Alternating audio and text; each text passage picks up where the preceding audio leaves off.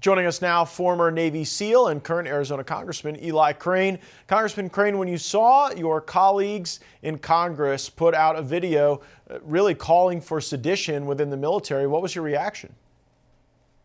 Matt, I thought it was extremely dangerous and foolish at the same time. I also thought it was extremely cowardly because they didn't name any unlawful orders that the president or the Secretary of War had given them. I thought it was extremely foolish because if your messaging is so bad that reporters have to call your office and ask you, what did you mean by that video? You come off looking like a fool. And I thought it was dangerous, Matt, because as somebody who came into the military at a very young age, there are a lot of young men and women in our armed services that are very impressionable.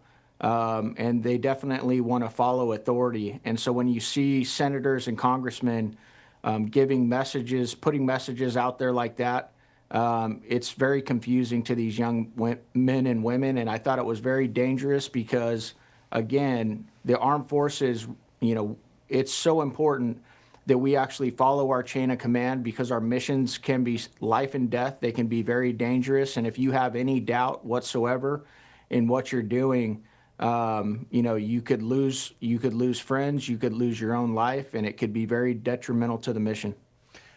So much of what we want to see out of our military is mission-based, capability-based, survivability-based, not politically based. And whether it was Joe Biden's Department of Defense interjecting the vaccine mandate and critical race theory and all of this political stuff, or now Democrat members of Congress trying to draw the fighting force into this political dispute, where do you think that ultimately leads, Congressman? And what can we do to just get the military to do military things and not politics things? Well, you bring up a good point, Matt, and it's interesting to me that where were these congressmen and senators when thousands of folks that were active duty were being forced out of the military because they were forced to take an experimental vaccine? You didn't hear these guys. You didn't hear a peep out of them. So this is extremely dangerous. But the good thing, Matt, is as you look, recruitment numbers are through the roof. And they're through the roof for a reason, because young men and women who are patriotic, who want to serve this country, they don't want to go into some social experiment. They had plenty of that in school, in high school, and college. They actually want to go serve our country, and they want our military to be focused on lethality, which once again, thank God it is. Because I'll tell you something, Matt, our adversaries, the Chinese, the Russians, the North Koreans, they're not focused on, these social experiments, the DEI. They're not having gay pride parades on their ships. They are focused on, killing, their adversaries, and we happen to be their adversary.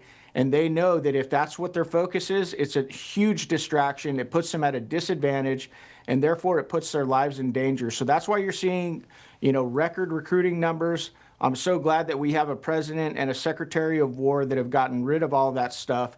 They're not giving any unlawful orders. And this president, by the way, as you know, Matt, has shown, a great track record of keeping us out of wars. Yeah, no question about it. And oftentimes that involves features of deterrence and diplomacy all working together. And I wonder what you think our adversaries are analyzing or evaluating when they see members of Congress do this. Do you think it creates an opportunity for an entity like China to exploit this type of messaging through TikTok or other means? Absolutely, Matt, and I think that was part of the point. I think they're going to undermine this president and this country at every single point. I mean, what do you think that the Chinese and the Russians were thinking when we had a wide open southern border? Do you think for a second that they weren't like, hey, let's go exploit that? Because I know for a fact they did. And so many other folks did as well. And so that's my problem with this. They're undermining this administration. They were such cowards in that video, they couldn't name one unlawful order that the president had given. And it's a very sad day. I never thought I'd see the day that we'd have Democrats, senators, and congressmen giving a message. And keep in mind, Matt, that's coming from somebody who served under, when I was in the armed services, I served under a Democrat and a Republican president. We never have seen anything like that.